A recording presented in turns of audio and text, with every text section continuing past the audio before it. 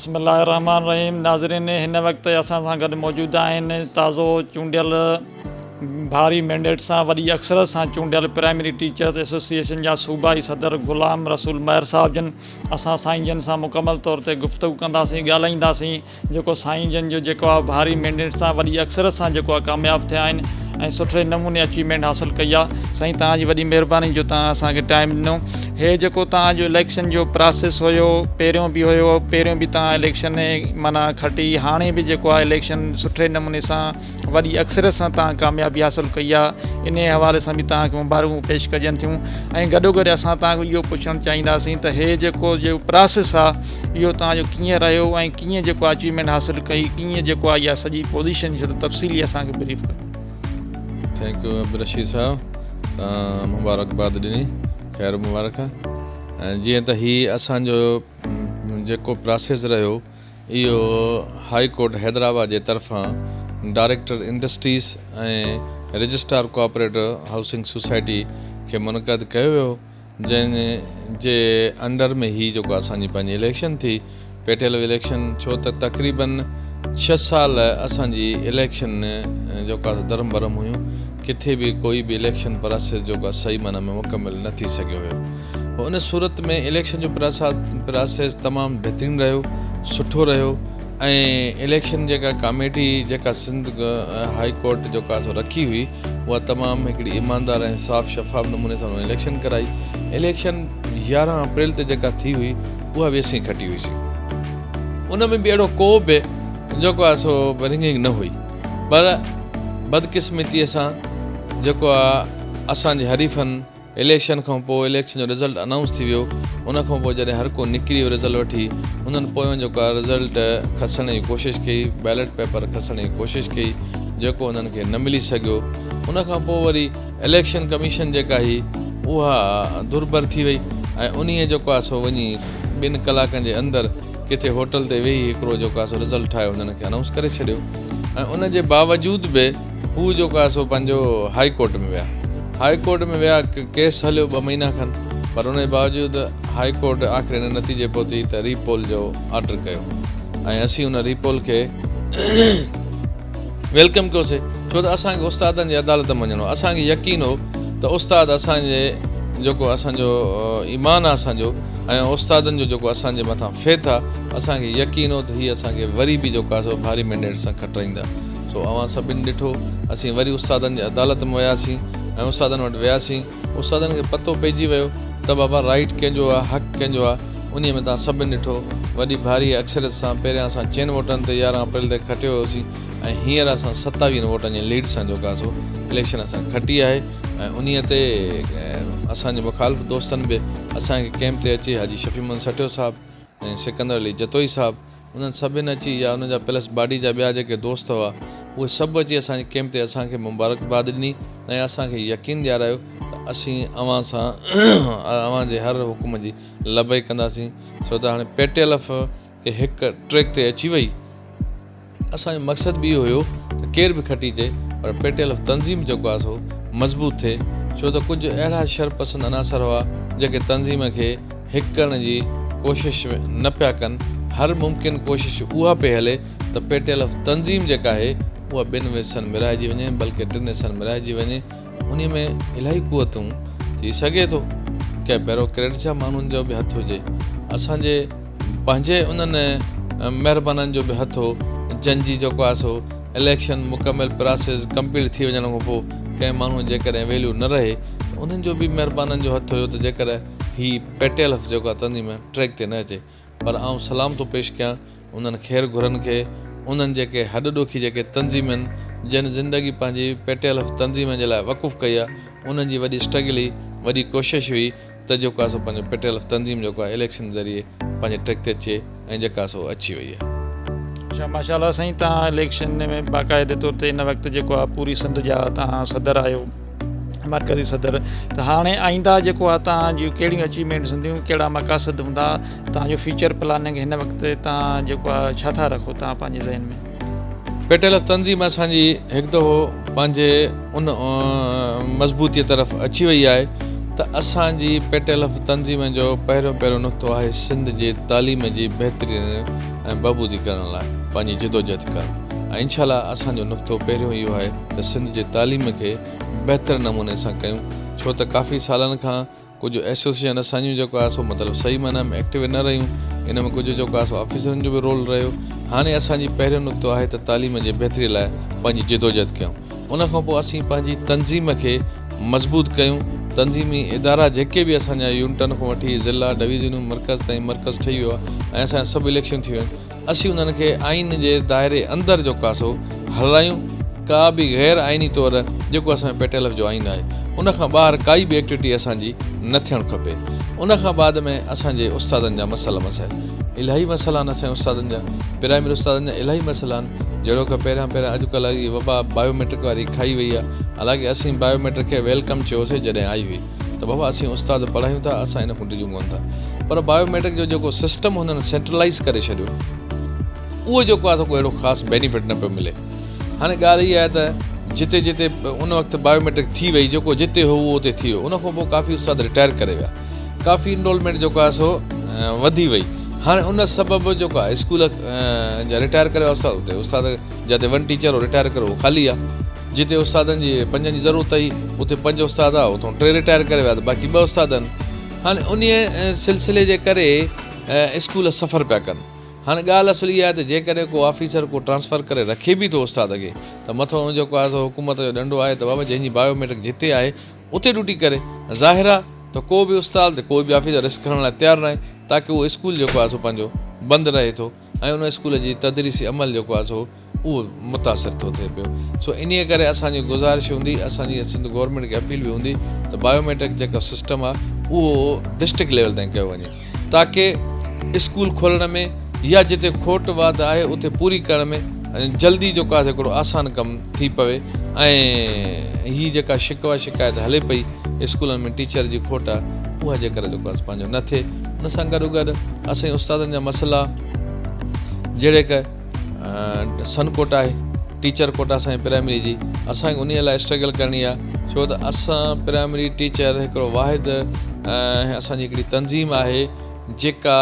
हिकिड़ो तमामु मुख़्तलिफ़ डिपार्टमेंट जा ॿिया जिते बि शोबा आहिनि उन्हनि में कंहिं न कंहिं तरीक़े सां कुझु एक्स्ट्रा एक्टिविटीज़ जेके बि आहिनि पर वाहिद प्राइमरी जेको इदारो आहे टीचरनि जो उहो सिर्फ़ु ऐं सिर्फ़ु ख़ालिस पंहिंजे जेको आहे हिन तनख़्वाहनि ते आहिनि त असीं चऊं था त जेकॾहिं को उस्ताद पंहिंजो रिटायर थिए त घटि में घटि उनजी जेका जवान औलाद पढ़ियल लिखियल हुजे उनखे पंहिंजे वालदेन जो हक़ु ॾिनो वञे ऐं उन्हनि खे उस्ताद उन ई पोस्ट ते अपॉइंटमेंट कयो वञे उन सां गॾोगॾु असांजी ग्रुप इंश्योरेंस आहे जेका असांखे ग्रुप इंश्योरेंस असांजी हर माह असांजी कटौती थींदी रहे थी पंहिंजी सैलरीज़ में हाणे उन जो इहो सिस्टम आहे त बाबा जॾहिं फोत थी वञे उन खां बाद में ग्रुप इंश्योरेंस मिले असां था चऊं त जॾहिं असांजो राइट आहे त असांजी मेच्योरिटी थिए असां रिटायरमेंट कयूं असां पंहिंजे जहिड़े तरीक़े सां ॿिया बेनिफिट मिलनि था असांखे ग्रुप इंश्योरेंस जो बेनिफिट बि असांखे ॾिनो वञे त उहा अञा वधीक बहितरी आहे इन जे लाइ असांजी स्ट्रगल हली रही आहे ऐं इन जे लाइ असां हिकिड़ो चार्ट ऑफ डिमांड पेश करे ॾिनो आहे उन ते होमवर्क गवर्नमेंट करे पई पर अञा ख़तरो खां को न मिलियो आहे उनखां पोइ असांजी कॉन्टेक्ट पॉलिसी जेका आहे असां था चऊं त उस्तादनि खे रेगुलर बुनियादनि ते अपॉइंटमेंट कयो वञे कॉन्टेक्ट पॉलिसीअ जो ख़ात्मो कयो वञे ऐं उनखां पोइ जेको कॉन्टेक्ट टीचर अपॉइंटमेंट कया विया उनखे बि 10 12 सालनि खां बाद में रेगुलर कयो आहे पर उन्हनि जो हक़ु इहो खसियो वियो आहे त हुननि खे सीनाटी जेका ॾिनी वई आहे उहा आहे रेगुलर थियण खां बाद में पर असीं चऊं था त उन्हनि खे जेको आहे त डेट ऑफ पंहिंजो अपॉइंटमेंट खां जेको आहे सीनाटी काउंट कई वञे ताकी उन्हनि खे जेको आहे पंहिंजो हिकिड़ो टाइम स्केल में जेको आहे हिकिड़ो बेनिफिट मिली सघे ऐं उन सां गॾोगॾु काफ़ी असांजा एतिरा मसाइला आहिनि जो असांजी जेके डिग्रीज़ जूं जेके मरहतूं आहिनि उहे 2001 में शायदि मुंहिंजे ख़्याल मां 2000 में उहे ख़तमु कई वयूं हाणे काफ़ी असांजा जेके टीचर नौजवान टीचर असांजा पंहिंजो डिग्रियूं कयूं वेठा आहिनि उन्हनि खे उन्हनि डिग्रियुनि जी मरहत नथी पई मिले असां चऊं था त उहे असांजी कोशिशि हूंदी त उहे मरहतूं असांजूं बहाल करे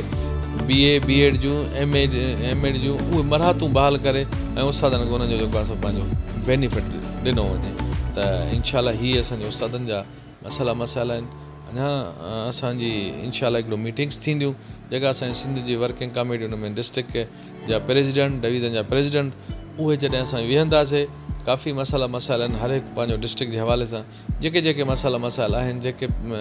तकलीफ़ूं दरपेश आहिनि उहो हिकिड़ो असां कठो ठाहे मीटिंग करे सलाह मशवरे सां हिकिड़ो chart of demand Sindh government खे ॾींदासीं ऐं उन सां इंशाल्लाह असां पंहिंजी जेको आहे पंहिंजी हिकिड़ी मीटिंग्स कंदासीं टेबल टॉक कंदासीं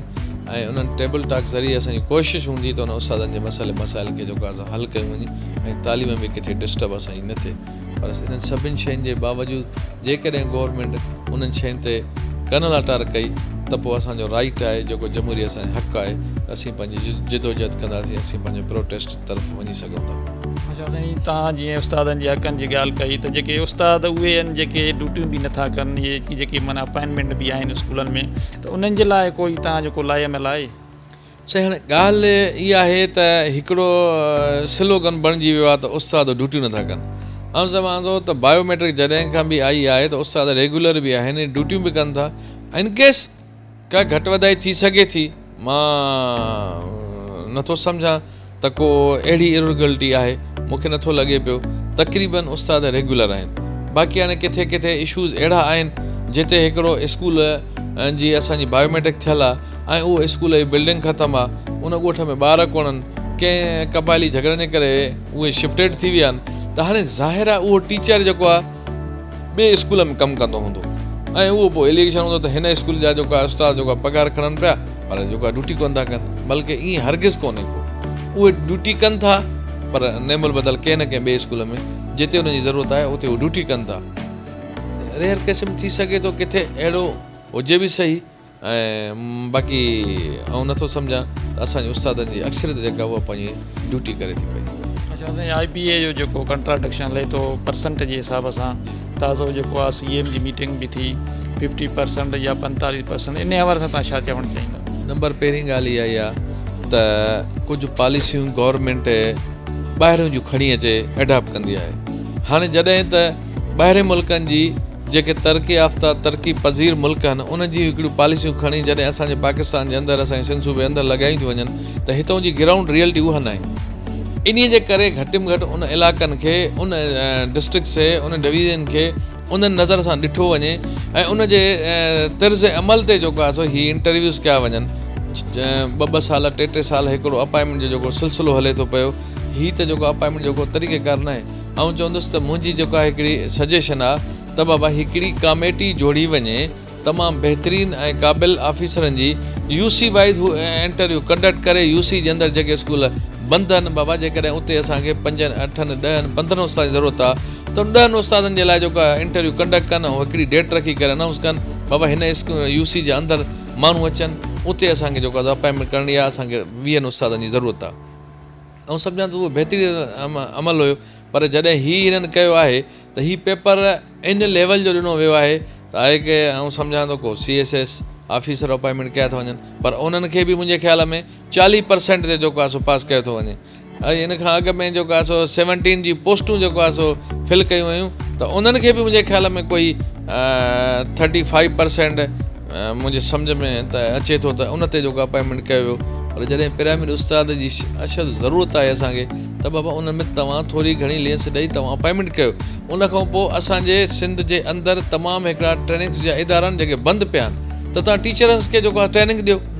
ट्रेनिंग ॾेई करे प्रिपेयर करे उन्हनि खे पोइ उन्हनि स्कूलनि में मोकिलियो वञे ऐं ईअं करण सां आउं सम्झां थो त एजुकेशन जे लाइ बहितरी थींदी। मुंहिंजी इहा सजेशन आहे। बाक़ी हिन में काफ़ी एरर्स आया आहिनि ऐं जंहिंमें सिर्फ़ु ख़ुदि जेको आहे सो असांजो वज़ीर तालीम बि चई चुको आहे त असीं हिन ते सोचे रहिया आहियूं त थी सघे थो असां जेको आहे सो रिलैक्सेशन ॾियूं थोरी परसेंटेज असां वधीक रखी आहे पर घटाए रखूं असां जेको आहे सो। आख़िर में तव्हां पंहिंजे जेको आहे सिंध जे समूरनि उस्तादनि लाइ कहिड़ो तव्हांजो मैसेज हूंदो हाणे जेको आहे मुस्तक़बिल में या प्लानिंग जे हवाले सां या उस्तादनि जे लाइ कहिड़ो तव्हां मैसेज रखंदो? मुंहिंजो पूरी सिंध जे उस्तादनि खे मेन मैसेज इहो आहे त जंहिं शोबे सां असांजो तालुक़ु आहे जंहिं मक़सदु ख़ातिर असां तनख़्वाह खणूं था त असां पूरी ईमानदारी सां पंहिंजी ड्यूटी कयूं। सिंध जे ग़रीब माण्हुनि जे बचड़नि खे सुहिणे नमूने सां सुठे नमूने सां तालीम मुहैया कयूं ऐं उन खां पोइ तनज़ीमी हवाले सां असांजी पेटेल हिकु थी चुकी आहे त कंहिं बि दोस्त खे पेटेल जे आइन जे इनाराफ़ी न करणु खपे। जहिड़े तरीक़े असांखे पेटेल जो आइन चवे थो जेके बि चूंडियल असांजा दोस्त बाडियूं आहिनि उन्हनि खे मुंहिंजी गुज़ारिश हूंदी त पेटेल जो जीअं आइन चवे थो उन तरीक़े सां पंहिंजे एसोसिएशन खे पंहिंजे तालुकनि जे अंदरि पंहिंजे ज़िलनि जे अंदरि हलाए तंज़ीम मज़बूत थिए ऐं तालीम विषयनि जी असांजी बहितर थी सघे। आया की ॿी का कंट्रोवर्शन बि न थिए, अहिड़ो को मौक़ो बि न बणिजे जो वरी असांजी तंज़ीम ट्रैक तां हटी वञे ऐं असां जेको उस्तादनि खे वरी तकलीफ़ थिए।